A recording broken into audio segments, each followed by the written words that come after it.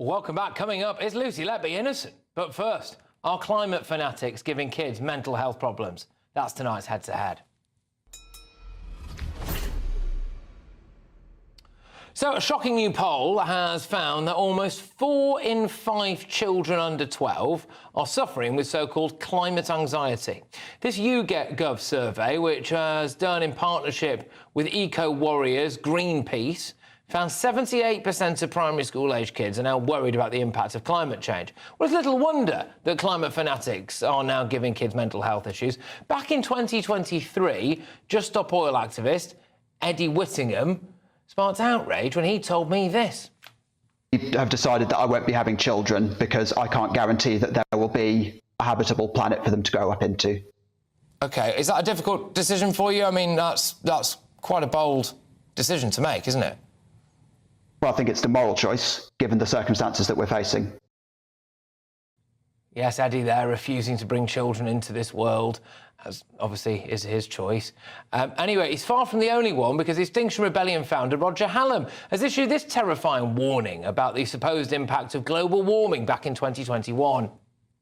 A gang of young men come into your house, they take your girlfriend, they take your mother, they put her onto the table and they gang rape her in front of you. Right. I bet he's fun at parties. I think he's in prison now, actually. So tonight I'm asking, are climate fanatics giving kids mental health problems? Let me know your thoughts. Go to gbnews.com/your say.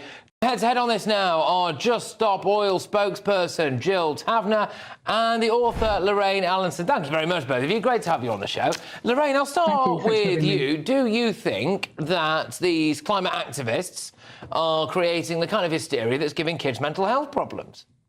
Absolutely, definitely. I mean, let's face it, they're indoctrinating them that from a young age that believe that human civilization is about to be destroyed and end. And not even the UN or the Climate Change Committee are saying that. And if you tell a child often enough that they're naughty, then they'll believe it. And this is what's happening now. The amount of propaganda that's been rammed down their throats everywhere, on the media, in the schools, you know, in papers and books, everything. And it's doom-mongering all the time. And there's no wonder they're anxious and stressed and emotionally disturbed by it all. And it's actually bordering on mental cruelty. And the people doing it apparently have no shame. And that's not fair. And it needs to be tackled, actually. All right. Jill, I'll throw it over to you. What do you make of that? That essentially the kind of climate alarmism that people are putting out there, like Roger Hallam, could be considered tantamount to child abuse? I think it's nonsense. But when I was a teenager, in my early teens, I was scared, lying in bed awake at night, worried about, nuclear catastrophe. It wasn't anyone's fault except the people who'd taken the world to the brink of nuclear war.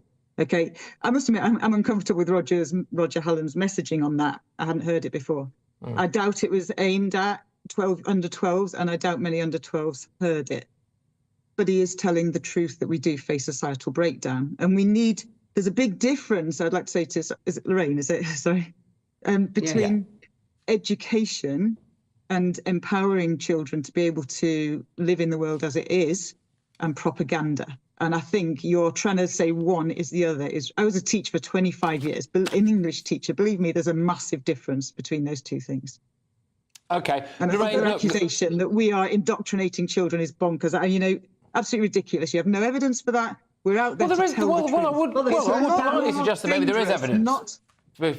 Keeping the truth from children is known to be a lot worse for them. All right, fine. I would politely suggest that there is a bit of evidence for it. The fact that 78% of children now feel some kind of eco-anxiety. Lorraine, I mean... that's their engagement with reality rather than a result of our propaganda. Well, possibly. Lorraine, what would you say to that, then? That is their engagement with reality as opposed to their reaction to what people might call propaganda? Go on then, Lorraine, what do you think? Well, I think it's very well exaggerated until they are terrified. And I've come across it where children are so frightened of net zero because by 2050, if we haven't met net zero, they actually think that some of them that they're going to die. And therefore, they then decide that they won't engage with education because they think they would be wasting their time. You know, we're destroying young lives by frightening them to death. We need to be more pragmatic about it. We need to think about not being so wasteful and not causing pollution. But I mean, I have seen Gill online saying that when we get to a stable climate, does she not realise that the climate continually changes? There is no such thing as a stable climate. I can tell you that we now, and you will have seen this stupid argument that the climate continually changes. You look at patterns, and over decades it has got warmer. It's undeniable, and it's continuing to get warmer. That's because we came out of an ice age. And our children will live in that future. I said the climate continually changes. I'm talking. Sorry, I listened to you. So it will continue to get warmer. Scientifically, we know that. And our children are going to live with climate change for the rest of their lives. Okay, that's undeniable. And what we need to do is take action to stabilise what is now unstable, and that is our climate patterns on which our agriculture has evolved. We've seen our crops being lost in the fields. We need to stabilise that, do everything we can to limit the damage that our children will have to live in. Okay, now if you're happy 5 years from now to explain to young people that you carried on as normal, despite really knowing the consequences of not doing so. If you're happy, why to 5 years from now? You denied the serious of. We're going to see it. We're seeing it now. So what? No, but Gill, just to clarify, is your position then seriously that in 5 years from now the children will be dying, living in a barren, heated wasteland? Is that the reality? Because if that is, I suspect maybe that's why loads of them are now mentally ill, Gill. Excuse me. Yes, 200 people died in floods in Valencia. The village of Tenbury Wells in the UK has flooded 7 times in the last 4 years. Did you not see the fires in LA? Yeah, well, we know what caused the fires in LA, don't we? Diversity and inclusion. Lorraine, Lorraine, some people would suggest that maybe some of the fires in LA were caused by several woke people being in charge of that, not actually doing their job, as opposed to climate change, Lorraine. Yeah, they are. They're often human-induced, but it's because because I think actually you might have a point. No, sorry, Gill, I'm going to stop you there because we have listened to you out loud. Now let me speak. They don't brash out in forests. Those terrible fires in Australia, I have a friend lives there, they stop them grazing the cattle through the forest, and they stop them brashing out. So you've got a tinderbox there when it's dry like that. In LA, they hadn't enough water. There's terrible floods in Valencia. They'd done away with the dams up in the mountains, so the water just rushed down. Near me at Pickering, they have actually built dams to stop the town flooding, and it holds it back. It was Valencia, wasn't it? I'm not getting the wrong town. Yeah, Valencia, yeah.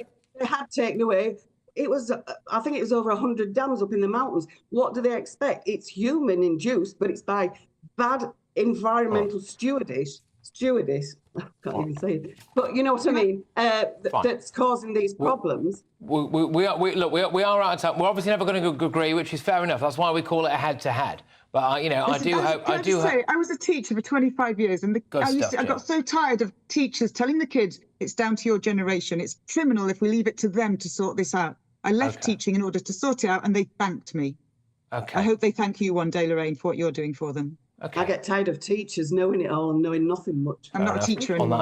On that note, right, Gill Tavner, the Just Stop Oil spokesperson, and author Lorraine Allanson, thank you very much. Great stuff. Well, look, hey, coming up, it's remarkable stat, 78% of kids are terrified about climate. But anyway, coming up, Keir Starmer is on the brink of signing away the Chagos Islands. You'll never get